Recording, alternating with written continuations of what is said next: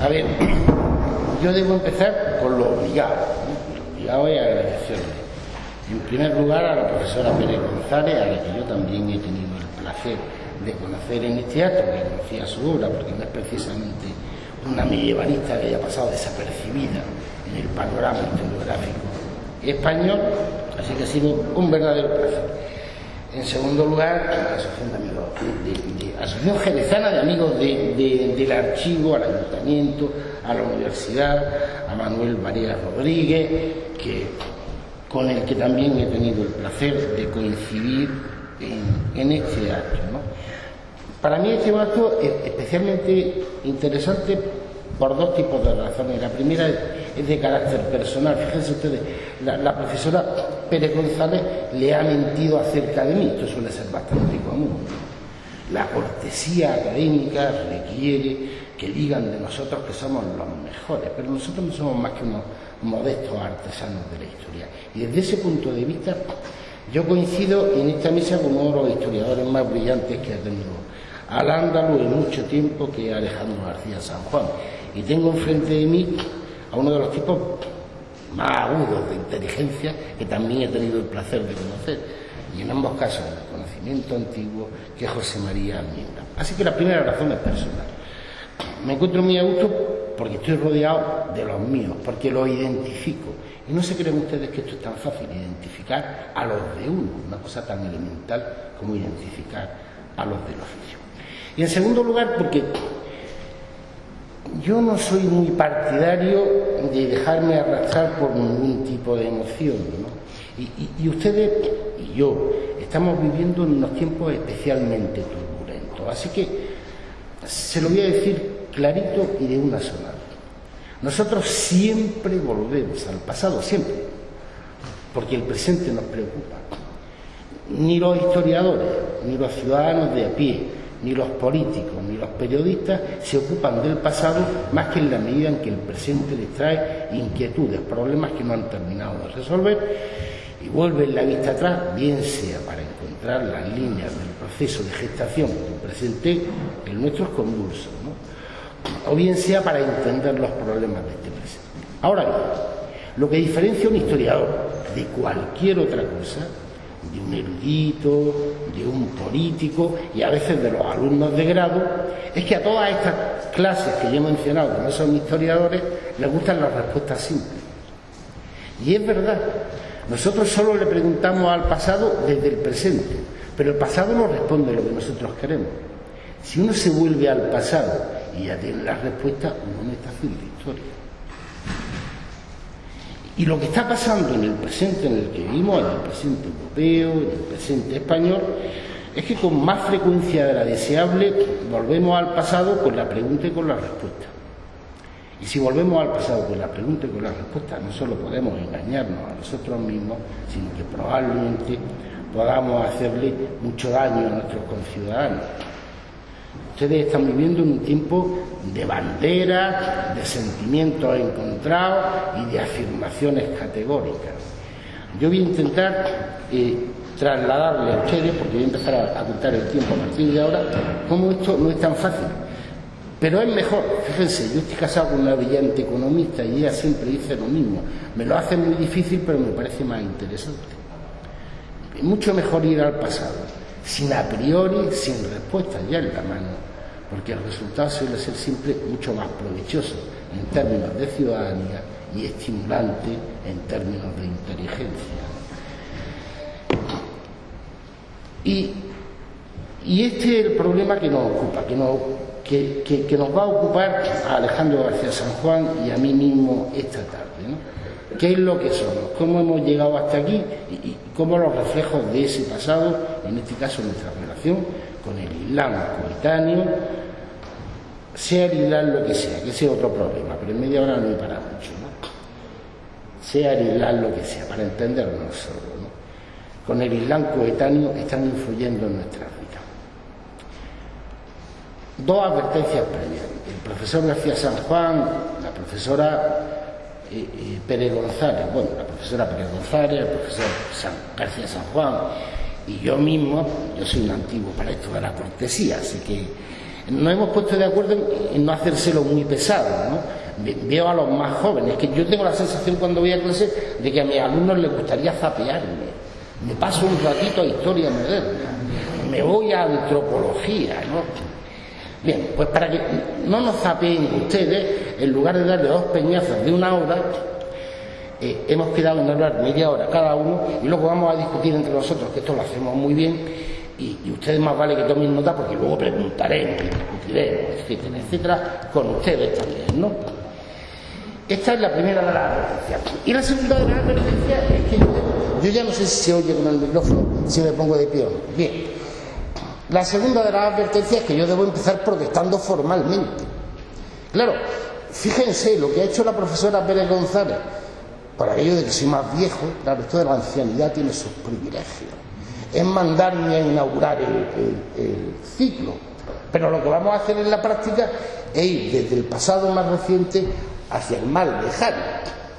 Yo ya he expresado mi desacuerdo profundo, con ningún éxito, como pueden ustedes comprobar, porque estoy hablando, así que tendrán que hacer un esfuerzo. Vamos a bajar desde el siglo XVII hasta el siglo VIII. Pero de lo que estamos hablando, en esencia, es de que sea España por una parte y que sea Al-Ándalus por la otra. Y a mí ambas preguntas me parecen falsas. España es una construcción bastante compleja, absolutamente indiscutible, pero no hay esencia española. No la hay, ni al modo en que lo creían don Américo Castro y don Claudio Sánchez Albornoz, y no la hay de esa manera un tanto simplista en que a veces se nos presenta como una especie de Europa avanzada ya desde la época visigoda. No funciona así. Las sociedades están en permanente cambio. Y Al-Ándalus es otra pregunta mentirosa. Al-Ándalus es más que un trozo producto de la conquista árabe y de la islamización posterior en el extremo occidental de una civilización, recuérdenlo bien, que había alcanzado en esa época inicial desde la actual Irán, desde mucho más de la actual Irán hasta el estrecho de Gibraltar. Luego, por tanto, ¿por qué seguimos pensando en términos de España y de Al-Ándalus? Por esto que les decía al principio, porque lo necesitamos. No porque sean dos cosas perfectamente aprehensibles, que uno pueda meter en una cajita, ¿no?, envolverla en un lazo y mandársela a su primo en Nueva York, ¿no? No. Porque nosotros pensamos hoy en esos términos. Y esa es la razón por la cual Al-Ándalus sigue siendo un problema historiográfico notablemente, afortunadamente, notablemente bien debatido. Yo, como soy un docente bastante pesadito, he hecho una cosa, me he hecho un mix. Primero lo que les voy a contar, y lo que les voy a contar básicamente, lo que les voy a contar están las diapositivas 4 a 9, ya llevo 3, fíjense, esto va con ritmo, ¿no? Lo que he hecho después, lo que he hecho después,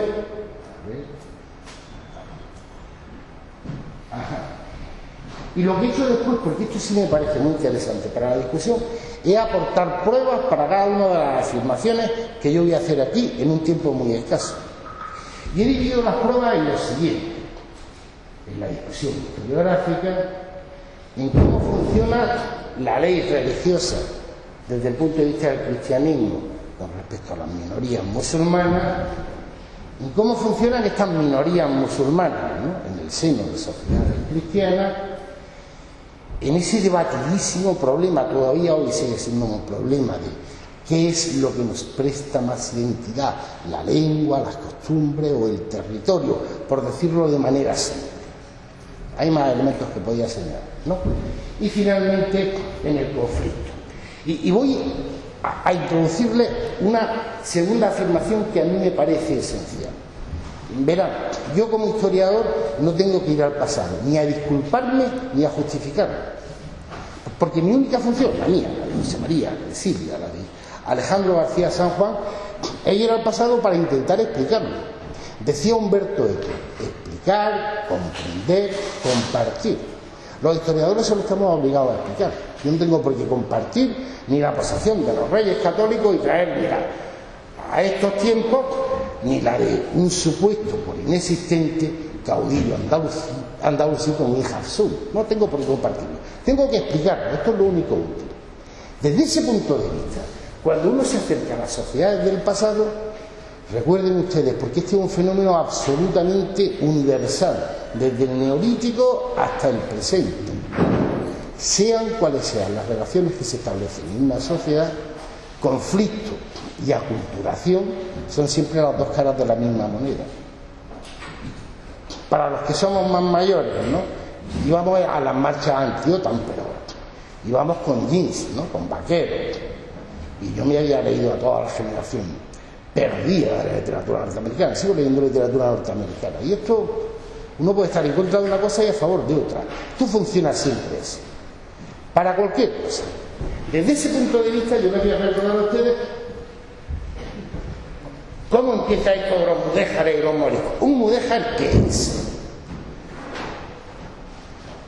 Un ser humano que, profesando explícitamente la fe del Islam, vive bajo el dominio político de un príncipe en sentido amplio, rey, ciudad, territorio, de un poder cristiano. Y un morisco que es, pues, el mismo ser humano al que le han obligado a convertirse al cristianismo a la fuerza o a irse. De forma tal que el primero de los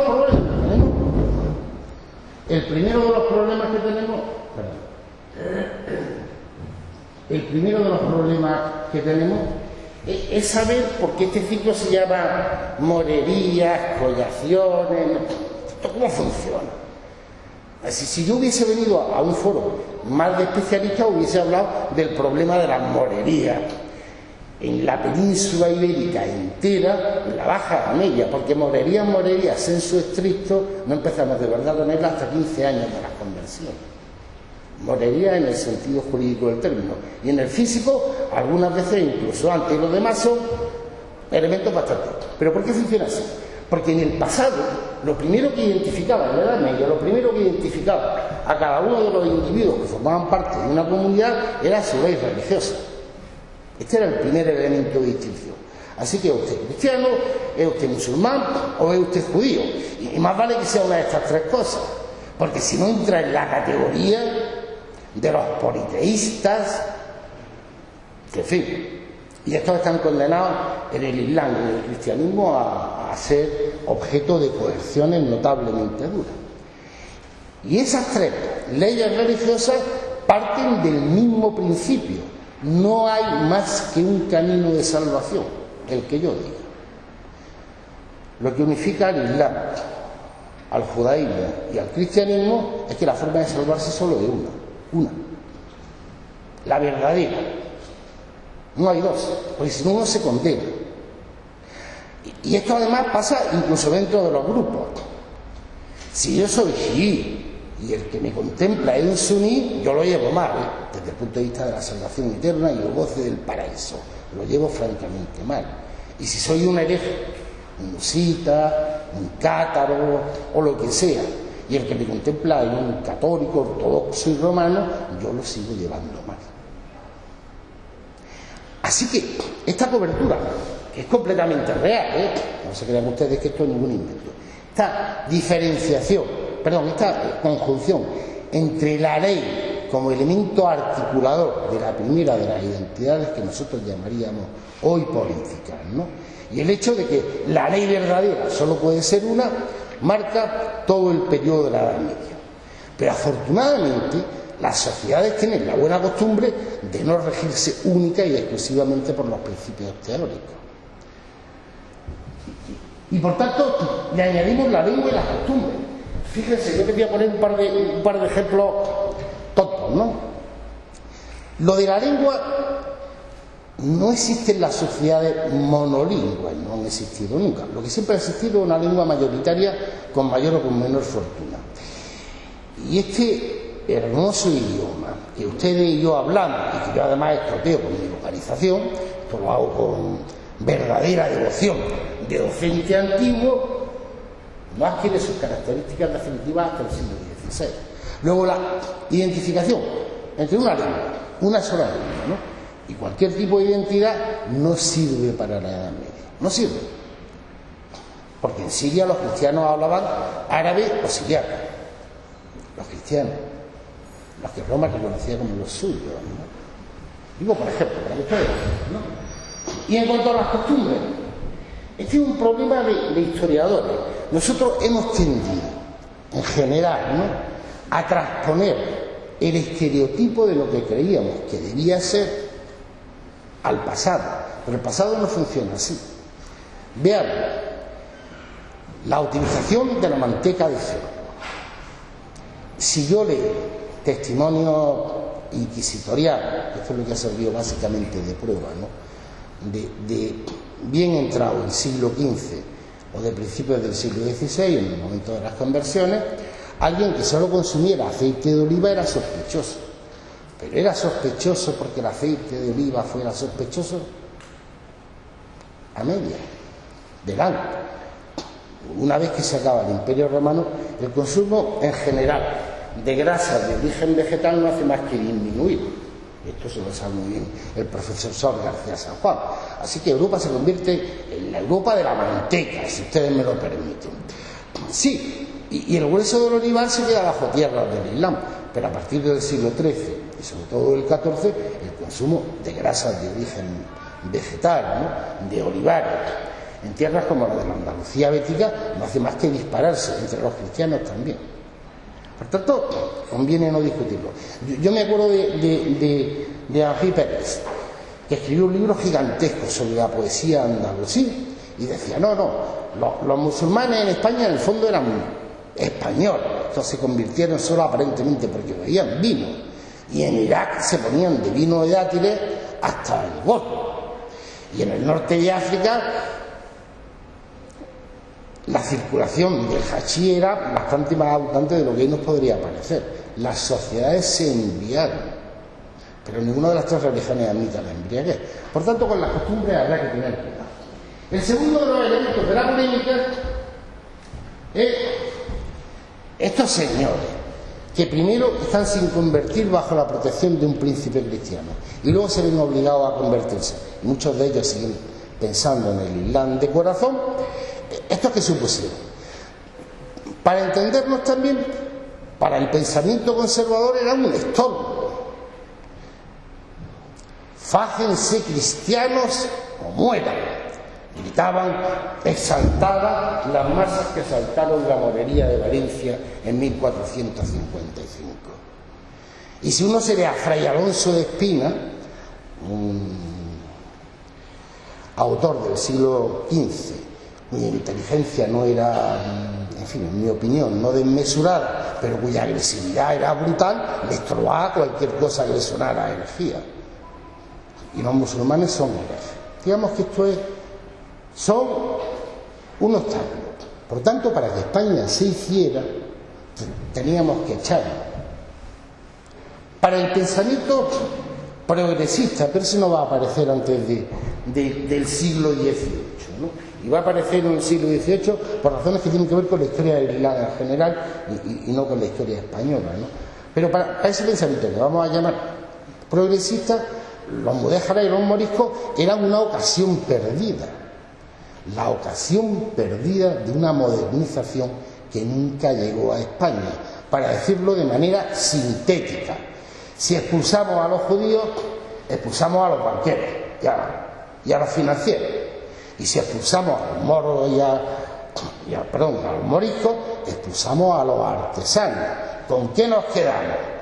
Con campesinos, con guerreros y con frailes. ¿A dónde nos condujo? Al desastre. No nos convertimos en un país moderno. Pero en ambos casos, si ustedes piensan bien, eso parte no de una pregunta donde uno espere que el pasado le responda con honestidad, sino una pregunta que ya tenía respuesta previa. Si yo creo, como Marcelino Menéndez y Pelayo, ¿no?, que la única esencia de España, la única, verdaderamente discernible a lo largo del tiempo, ¿no?, En la religiosa, pues está claro que todo lo que sea aquel que no comparta mi religión, incluyendo volterianos, ateos, en fin, gentuza diversa, es un estorbo para que España se realice. Si yo creo que la única manera de que el país sea moderno es que adquiera potencia económica, y hemos atravesado un siglo XIX espantoso, ¿no?, en términos de país, pero sobre todo en términos de construcción estatal, pues está claro que cualquiera que supiera hacer relojes, cañones, edificios, digo las cosas que sabían hacer los mudéjares, ¿no?, si los echamos hicimos el imbécil. Esto es como funciona. El tercero de los elementos de la polémica, para que vean ustedes por qué discutimos tanto los historiadores, el tercero o el cuarto, por donde voy, es un elemento que no tiene nada que ver con las relaciones del Islam y la cristiandad en estas tierras, sino que tiene que ver con la propia evolución religiosa. Fíjense, yo soy historiador, y como soy medievalista tengo la enorme suerte de no asustarme ante la diversidad, pero no porque yo sea muy bueno, crea que la diversidad también, no se trata de eso. Se trata de que tengo la suficiente experiencia en sociedades muy complejas como para que no me asombre.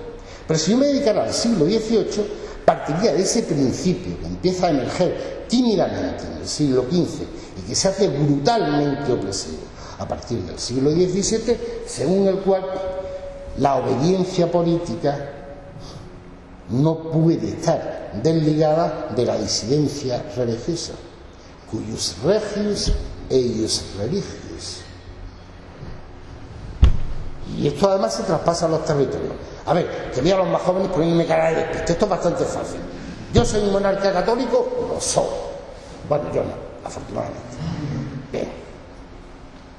Así que todos ustedes tendrán que ser católicos, porque si no lo son, su capacidad de obedecer mis leyes va a ser defectuosa. Y ese principio lo trasladamos después al territorio y finalmente al Estado-Nación, con poco éxito en nuestro caso.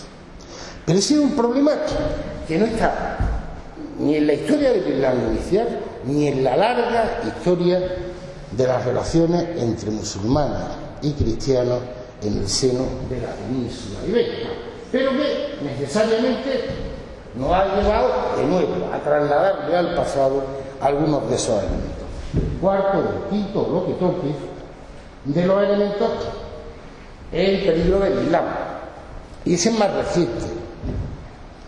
Cualquiera que se interese por la historia del mundo árabe ya no está hablando del Islam. Yo no sé muy bien lo que es la historia del Islam, ¿eh? Yo lo empleo porque lo empleo en clase, porque lo tenemos que decir todo, pero yo no sé lo que es la historia del Islam. Es decir, porque la historia del Islam se debe decir como la historia del cristianismo, así que tendríamos que caber en el mismo saco Iván el Terrible, Fernando II de Aragón y Donald Trump, ¿no? A mí esto me suena mal, ¿no? Pero es cómodo, para que nos entendamos. Pero si uno atiende a lo que pasa en el mundo árabe, digamos que el fracaso de los movimientos de renovación, de la Nahdha, ¿no?, el fracaso de los movimientos de renovación, ¿no?,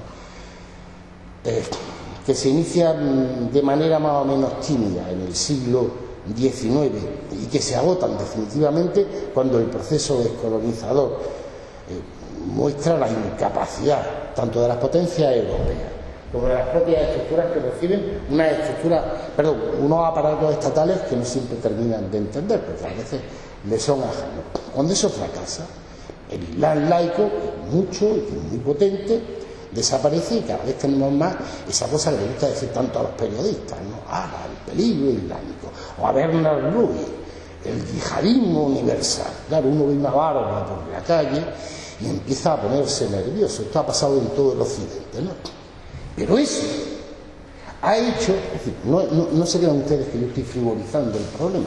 Eso es lo que ha hecho que cuando volvamos al pasado, intentemos que en el pasado los musulmanes se comportan, no como se comportan los musulmanes reales del presente, sino como se comporta ese estereotipo de musulmán por el que nosotros nos sentimos amenazados. Pero finalmente el mundo árabe tiene sus propios problemas. No se crean ustedes que es que la culpa es nuestra. Yo es que en esas cosas no creo, ¿no? El mundo árabe tiene sus propios problemas, porque el concepto de la umma, ¿no?, y el del consenso ha hecho que también desde el mundo árabe se tienda a ver el pasado islámico y el presente como un todo único. Y eso es algo que hemos heredado de los intelectuales árabes. Así que tenemos mucho que desbrozar. Y en ese desbroce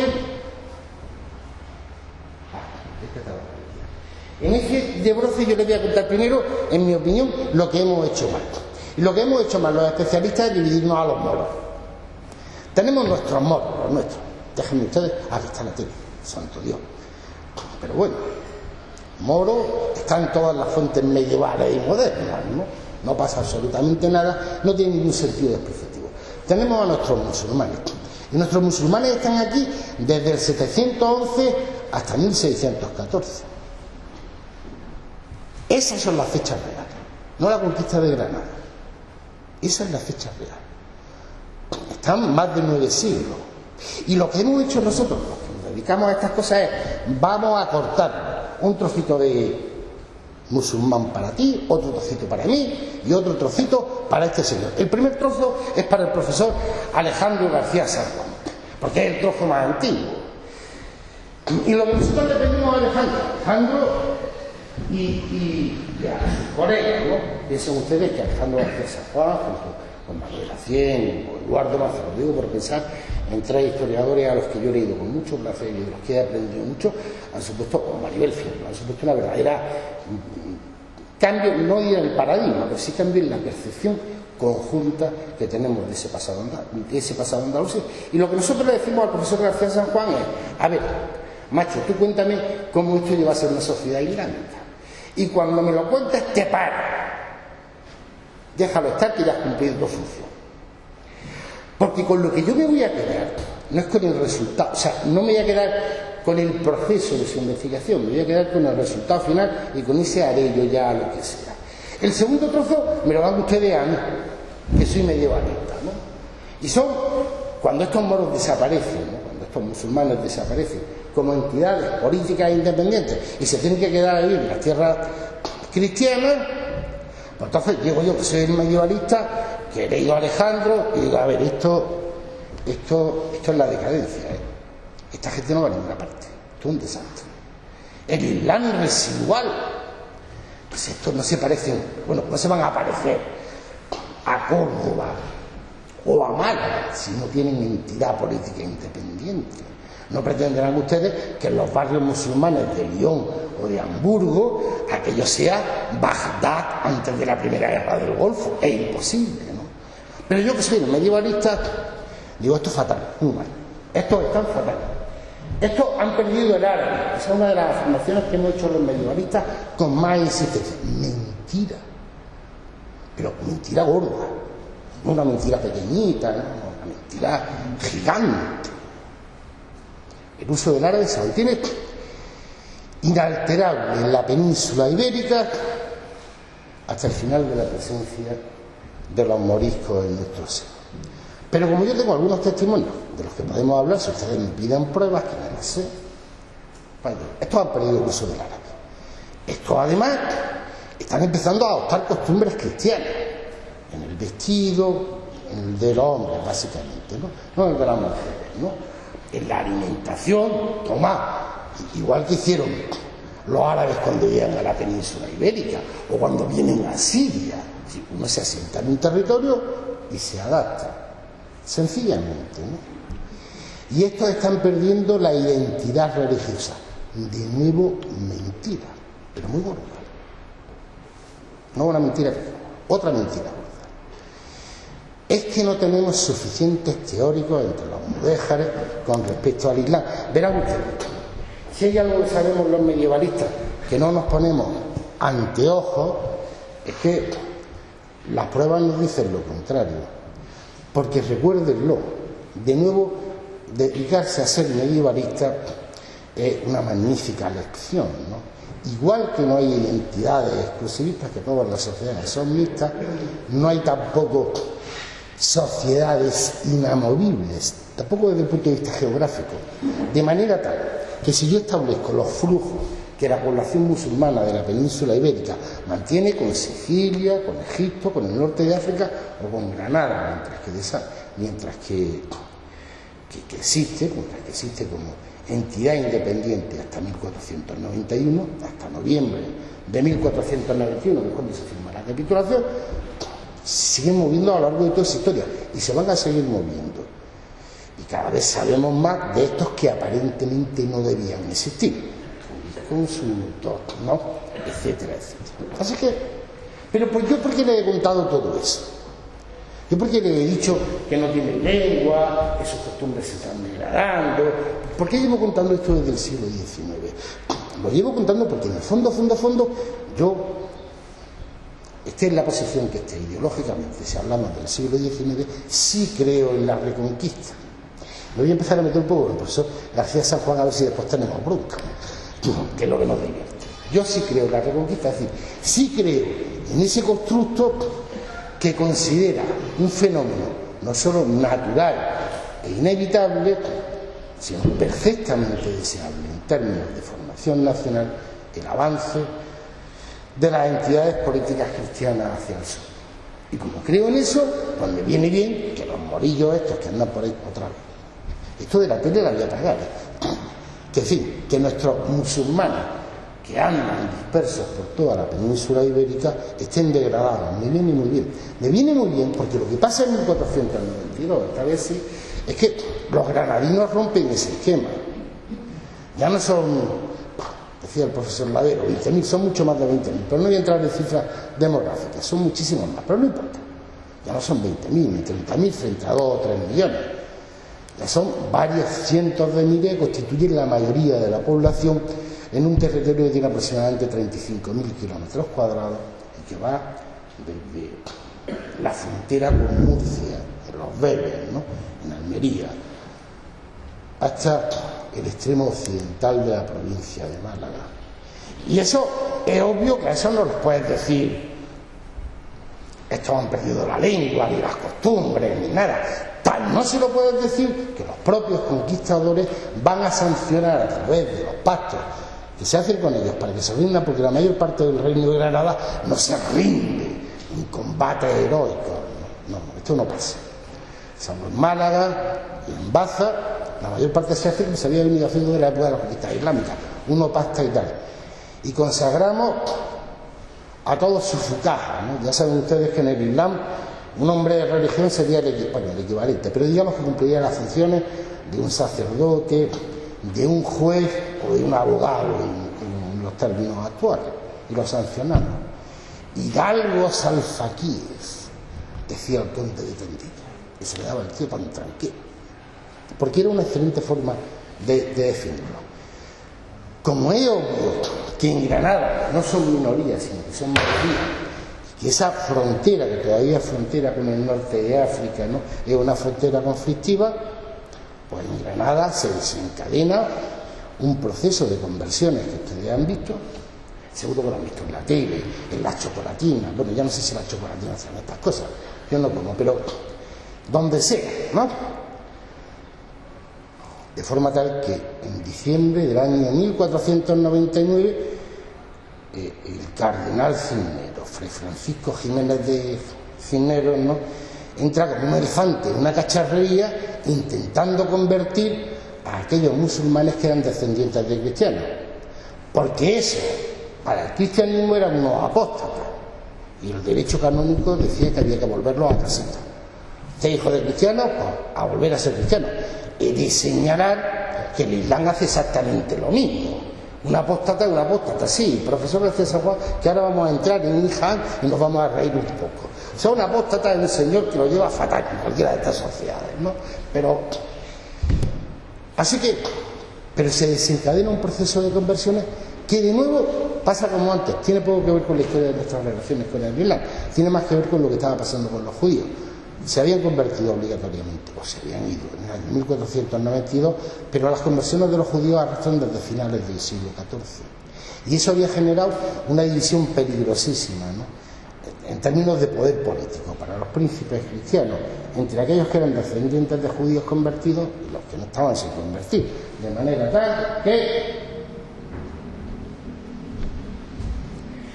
al final se opta por un proceso que yo conozco muy bien, pero no les voy a contar, por convertirlos a todos masivamente, y eso va teniendo un efecto de arrastre hasta que en el plazo de 25 años se convierten todos los reinos de la península. Y entonces ya no los llamamos mudéjares, porque se han convertido al cristianismo, los llamamos moriscos. Y ya le hemos dejado un trozo al profesor García San Juan, y ya me han dejado todo otro trozo a mí. A él le hemos dejado a los musulmanes de verdad, a los 70, a los que son independientes, a mí los mudéjares. ¿A quién le dejamos? A los moriscos. Pero a los modernistas. Yo voy a volver a hacer de modernista. Sí, puedo hacerlo muy bien. Como estoy a caballo entre una cosa y otra, pues este segundo trozo se lo dan ustedes a otro tipo como yo. Pero este tipo como yo, que ya no es medievalista, es modernista, no lo entiende así. No lo entiende como yo lo he entendido. No lo entiende en términos de avance. No lo entiende en términos de integración territorial. No lo entiende, por decirlo con palabras de Juan Manuel, en términos de señorío sobre los moros. No. Lo va entendiendo ya más en un sentido más moderno. Más de, oye, además de ser moro tienes que tener mi misma religión. Los moros no solo deben ser los naturales de este reino, decía don Pedro de Beja, ¿no?, en la respuesta al memorial de Francisco Núñez Moley, no solo deben ser cristianos, sino parecerlo. Y entonces yo, que soy el modernista, antes era medievalista, ahora soy modernista, ya les digo que a mí me da igual ser una cosa que la otra, pero, porque tampoco creo en esto de, en fin, yo que creo en muy pocas cosas, si me lo permiten. Pero yo, el modernista, ya no lo veo así, lo veo de otra manera, lo veo como la excepción europea, como un problema hispano que es completamente anómalo. Y como me dedico al estudio del siglo XVI, XVII o XVIII, pues se me ha olvidado que existieron musulmanes bajo dominio cristiano en los estados cruzados, se me ha olvidado que existieron en Italia hasta 1314, que es la expulsión de los últimos de Lucera, y se me ha olvidado que se miró a mi alrededor y dejo de pensar en términos estrictamente europeos, eso con mayor o con menor fortuna. Recuerden ustedes que en este momento el Islam es muy amplio, se va repitiendo prácticamente para virtud, aunque en términos más pequeños. Se me olvida incluso lo más elemental, que es que la situación inversa con la expansión del avance turco también se está dando, y que las similitudes son muchas, ¿no? Pero los modernistas ya se saben, ¿no? Somos como somos, porque lo que nos interesa de verdad es estudiar este fenómeno con mucha simpatía, con mucho cariño, ¿no? Este fenómeno residual, para entender la anomalía hispana. Y cuando la anomalía hispana deja de serlo, respiramos aliviados, podemos volver a ser europeos. En el fondo, ¿qué es lo que hemos conseguido? Lo que hemos conseguido al dividir, al trocear nuestros saberes, es perdernos en el camino. Porque el primer hecho que hemos perdido es que estamos hablando del mismo grupo o de la misma sociedad, con todas sus prolongaciones a lo largo de 9 siglos.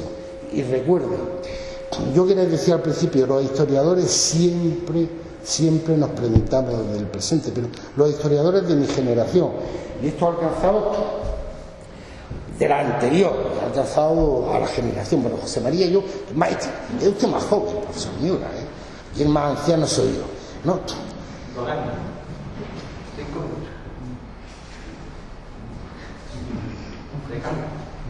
¿Perdón? 5 minutos. Ah, que me quedan 5 minutos. Bien, me parece muy bien, gracias. No eran 5 minutos más bien, hoy. Sí, bien. Pero les decía, el problema que tenemos al trocear esto, ¿no? Lo que se nos ha olvidado al trocearlo, es que los historiadores estamos perdiendo también, desde los años 70, la visión del largo plazo. Uno no puede cortar el pasado cuando le viene bien. Las sociedades no se interrumpen cuando lo decido yo desde la mesa de mi despacho, ni cuando yo voy a clase y asesino a 6 reyes en hora y media. Claro, si estoy estudiando, dependiendo de lo que esté explicando, puedo hacerlo. No funciona así.